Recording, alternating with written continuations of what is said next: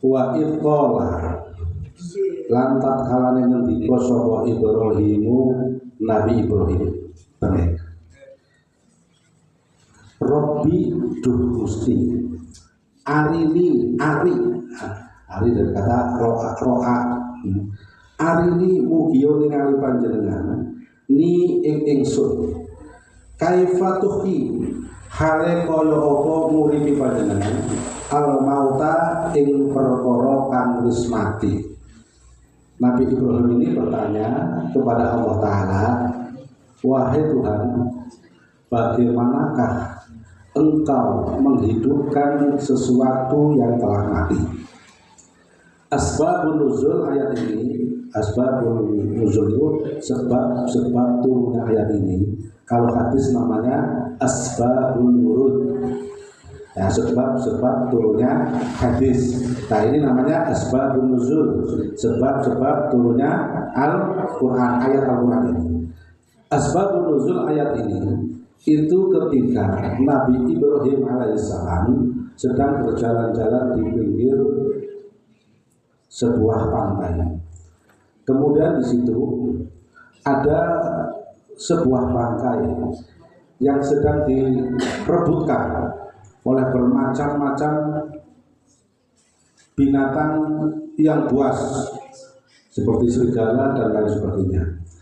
Lalu bangkai tadi ya dimakan oleh berbagai macam serigala sehingga tubuhnya semakin bangkai tadi itu semakin berserakan.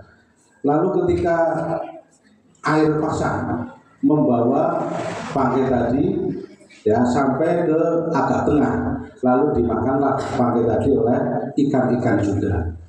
Kemudian setelah sampai di pinggir lagi, dimakan lagi oleh burung-burung yang ada di atas. Kemudian Nabi Ibrahim berpikir, bagaimanakah Allah menghidupkan sesuatu yang telah mati? Nah, berpikir sebagian daging sudah ada di berbagai macam ikan, ya di perut ikan. Sebagian daging lagi sudah ada di anjing-anjing atau serigala. Sebagian lagi di elang-elang yang sudah mematok ya dari atas ke bawah dan seterusnya. Maka kemudian Nabi Ibrahim berpikir, bagaimana Allah menghidupkan sesuatu yang telah mati? Robbi arini kaifa tuhyil mauta. Qala Allah Ta'ala dawuh. Ya, Allah Ta'ala dawuh qala. Awalam tu'min ono toh ora iman siro. Apakah engkau tidak percaya ya Ibrahim? Nah, ini seolah-olah Nabi Ibrahim tidak percaya, padahal enggak. Tetapi kata Nabi Ibrahim qala, nanti kau sapi Nabi Ibrahim bala nggih kula percados, bala nggih kula percados. Walakin yatma'inna qalbi. Tetapi drapon lihat mainan itu namanya drapon dalam bahasa pondok itu. Sing terpondok begini nih. Pada saat betul linya namanya li apa namanya itu? Li taklil namanya. Artinya drapon.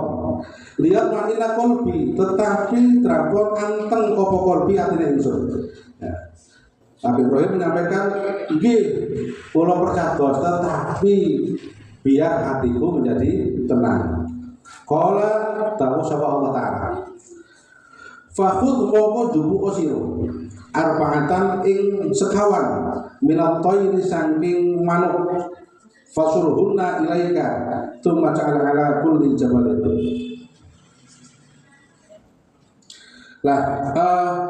Lalu Allah Ta'ala menyampaikan kepada Nabi Ibrahim, kata Allah Ta'ala, kalau begitu ambillah ya 4 burung ya, yang 4 burung tadi dicincanglah olehmu di sebelah. Setelah itu dicacak-cacak ya, 4 burungnya tadi setelah di sebelah, kemudian dicacak-cacak, dagingnya dicampur. Nah, ya 4 burung tadi berbeda-beda loh ya. Ya 4 burung tadi bukan burung yang sama, tapi burung yang berbeda-beda, dicampur dari siji. Dicampur dari siji. Summa ja'ala ala kulli jabalin minhunna. Nulid dadekna sira Nabi Ibrahim ala kulli jabalin ing saben-saben gunung minhuna saking salah sijine sekawan manuk walu. Maka letakkan ya percampuran dari 4 gunung tadi ya ditempatkan ke 4 gunung. Dari Gunung Wetan, Gunung Kulon, Gunung Kidul, Gunung Lor ya di bukit-bukit yang jaraknya sangat berjauhan. Ala kulli jabalin minhunna juz'an. Summa da'uhunna nuli donga sira. Ya nuli donga sira. Ya atau nuli atau kemudian panggilan. Ya panggilan burung tadi ya dengan satu suara ya jadi burung tadi disuruh dipanggil summatahunna yatina kasya maka burung-burung tadi akan mendatangimu dengan segera. Nah kemudian setelah Nabi Ibrahim memanggil burung-burung tadi maka burung tadi secara biidznillah dengan kekuasaan Allah walaupun sudah dicincang, sudah diremuk-remuk, jadikan satu dengan bermacam-macam burung, tetapi ketika Nabi Ibrahim memanggil burung tadi untuk untuk kembali kepada Nabi Ibrahim, maka dengan kekuasaan Allah burung tadi bagian-bagiannya terbang, sulitnya terbang, kemudian sikilnya mabuk ke burung-burung tadi kemudian mencari tubuhnya diri-diri, ngumpul lagi tubuhnya jadi dewek-dewek ya. Sing asale misalnya burung perkutut ya berarti kembali ke burung perkutut, sing asale burung elang ya kembali ke burung elang dan seterusnya, hidup kembali. Nah setelah itu Nabi Ibrahim baru sadar bahwa Allah Subhanahu wa Ta'ala akan sangat mudah menghidupkan sesuatu yang telah mati. Makanya kita yang masih hidup jangan merasa bahwa nanti setelah mati kita tidak akan dihidupkan kembali. Tetapi bagi Allah sangat mudah untuk menghidupkan sesuatu yang telah tiada. Wa'lam ngerti sira annallaha subhanahu wa ta'ala iku azizun kan aziz hakimun turdakan hakim. Dan ini tafsir daripada surat Al-Baqarah ayat 260 itu yang berkaitan dengan keimanan kita. Jangan sampai iman kita didasari kepada zon, kepada sebuah prasangka, karena prasangka atau zon itu belum bisa mencapai derajat iman. Jangan sampai iman kita itu karena didasari atas cerita dari bapak kita, cerita dari ustaz kita, tetapi iman kita harus beristidlal, harus berdalil. Awalu wajibin alal insani ma'rifatul ilahi bistiqoni. Pertama kali kewajiban kita adalah mengenal Allah Subhanahu wa ta'ala bistiqoni, dengan yakin. Artinya dengan yakin berarti dengan dalil, dengan bukti, bukan dengan zon, bukan dengan jare, dudukan nawadulan, tetapi benar-benar melalui proses nazar, melalui proses berpikiran kita, dan kita menemukan bahwa Allah Subhanahu wa ta'ala adalah benar-benar Tuhan. Karena kalau kita hanya mendapatkan informasi bahwa Allah itu Tuhan, itu berarti kita belum yakin secara iman. Nah, itu sama keyakinannya dengan agama-agama selain Islam, bahwa orang Nasrani meyakini bahwa Tuhannya adalah Yesus, ya. Orang Hindu, Buddha Tuhannya dewa, Islam Tuhannya adalah Allah. Nah, kalau begitu banyak Tuhan dong, ya kan? Ya banyak Tuhan. Nah, kalau demikian kita masih beranggapan bahwa banyak Tuhan, berarti kita masih belum mentauhidkan Allah Subhanahu wa Ta'ala. Kita harus menemukan bahwa alam dunia beserta isinya dan pasti ada yang menciptakan. Betul tak? Alam dunia beserta isinya pasti ada yang menciptakan. Siapa yang menciptakan? Allah. Jadi siapa? Yang menciptakan alam semesta siapa? Jadi siapa? Ya, kamu tahunya Allah dari mana? Dari Favorit. Ya.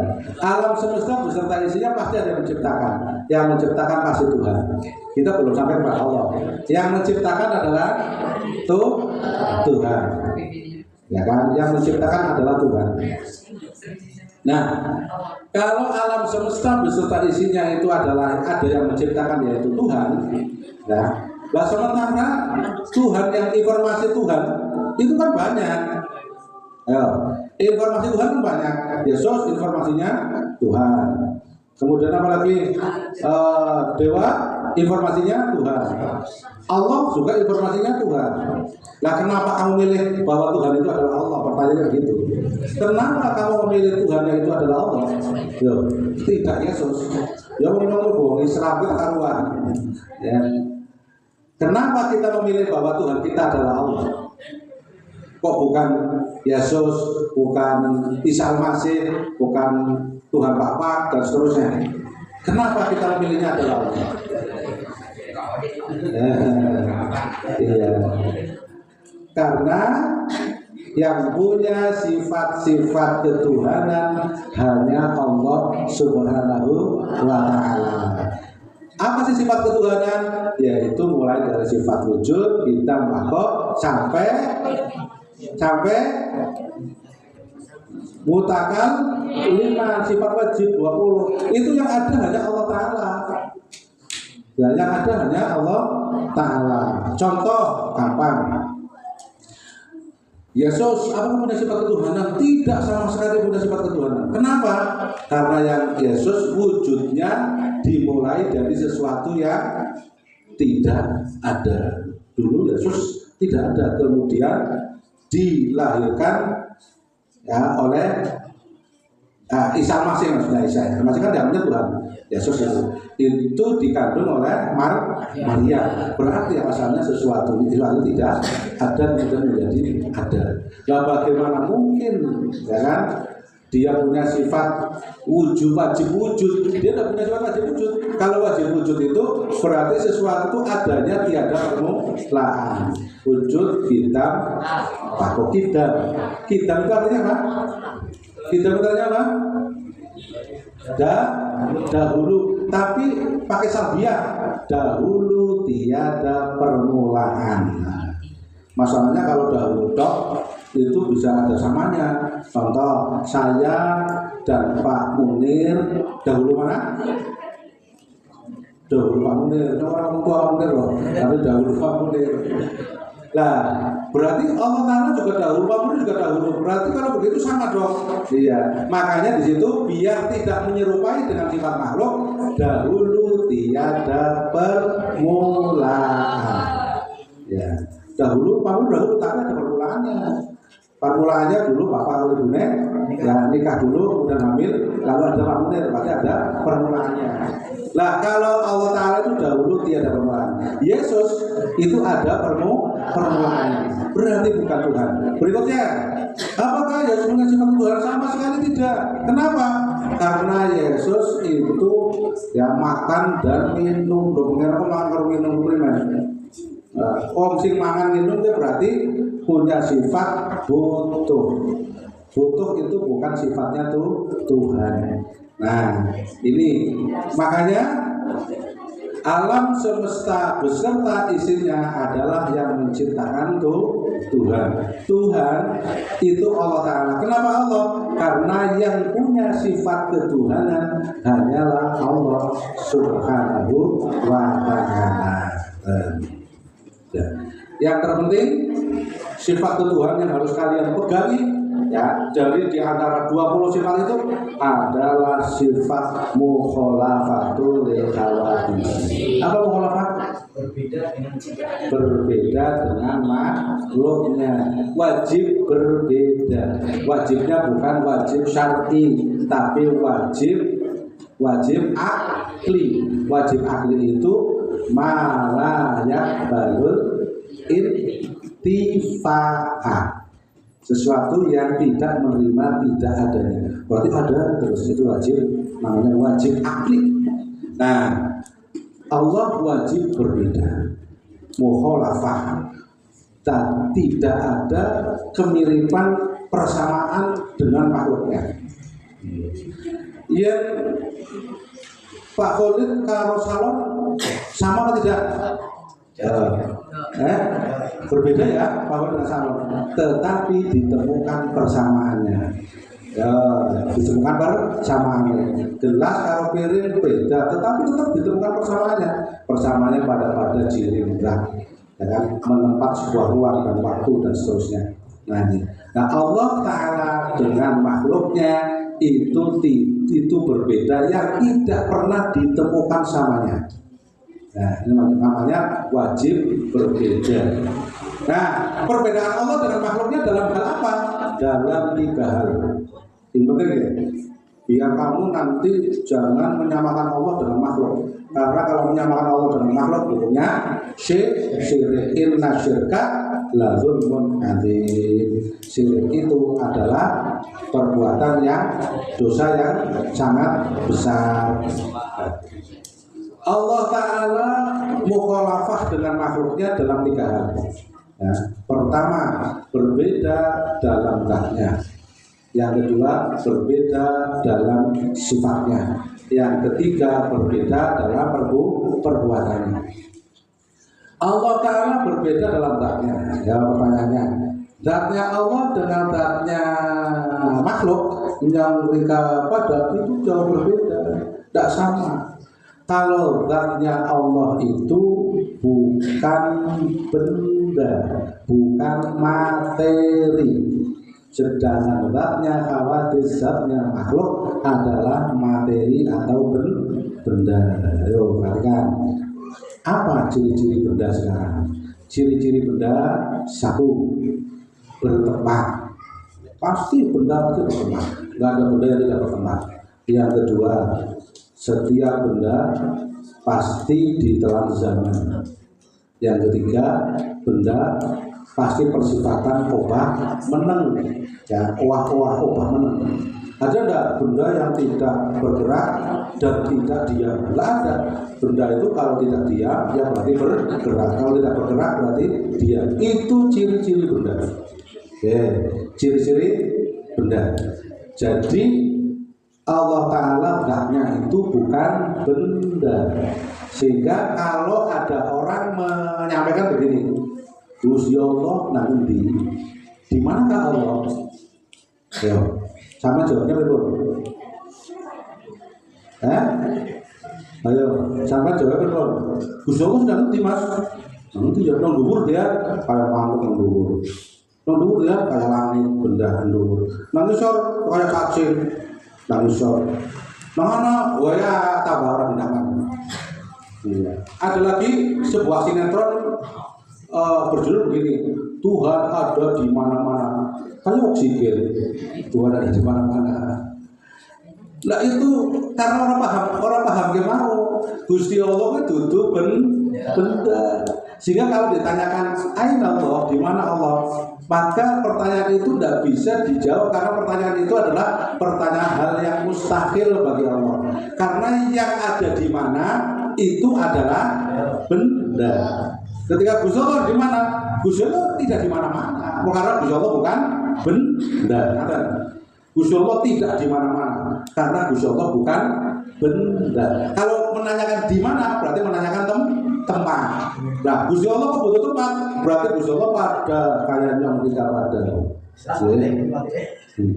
Gusti Allah di atas misalnya, ya berarti Gusti Allah sama. Nah, seandainya ada orang mengatakan Gusti Allah di atas, itu hanya majaz. Ya, majas itu sebuah ungkapan untuk menunjukkan bahwa Allah Ta'ala itu maha tinggi. Bukan berarti Allah Ta'ala ada di atas. Sama seperti misalnya begini, Pak Prabowo, Presiden Republik Indonesia, kedudukannya di atas menteri. Bukan berarti Pak Prabowo gue duduk di atas menteri, tetapi sebuah tujuan majas. Sama dengan Allah Ta'ala di atas, itu maksud bukan berarti Allah Ta'ala tempatnya di atas, bukan, tetapi untuk menunjukkan ketinggian daripada Allah Subhanahu wa Ta'ala. Allah zatnya berbeda dengan makhluknya, bahwa Allah bukan benda, zatnya hawadis benda. Yang kedua, Allah Ta'ala berbeda dalam sifatnya, bahwa sifatnya Allah itu tidak berubah.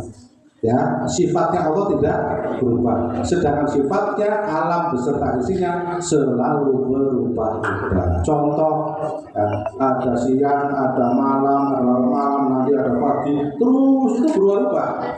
Ya, berubah-ubah. Biar Pak Khulidin, ya, gue lagi nongeng, ya, gue kayak tenggurian. Bagus banget. Semakin tua berubah ya. Mulai kisut. Iya, mulai kisut. Ya artinya berarti rubah. Yang biar Pak Khulidin terawang bocah kok awas ekor. Ya, terawang tulisannya denah ekor. Saiki mulai nggak kacamata. Sing biar asalnya jelas, ya, perlu duit. Saiki barang sama tua tambah jelas banget. Artinya rubah ya. Meripat kita selalu rubah. Itulah makhluk. Allah Ta'ala tidak pernah berubah. Ya, Allah Ta'ala sifatnya tidak pernah berubah. Yang ketiga, saya keterangannya banyak. Allah Ta'ala berbeda dengan makhluknya, berbeda dalam perbuatannya. Sering terjadi wong nganggap dirinya pengen. Allah Ta'ala berbeda dengan makhluknya dalam perbuatannya, artinya perbuatan Allah itu takdir. Perbuatannya Gusti Allah ikut takdir. Apa sih perbuatan takdir?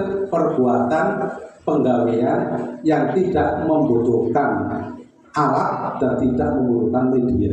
Jadi ketika meniadakan, mewujudkan atau menjadi sesuatu, orang butuh karuniane.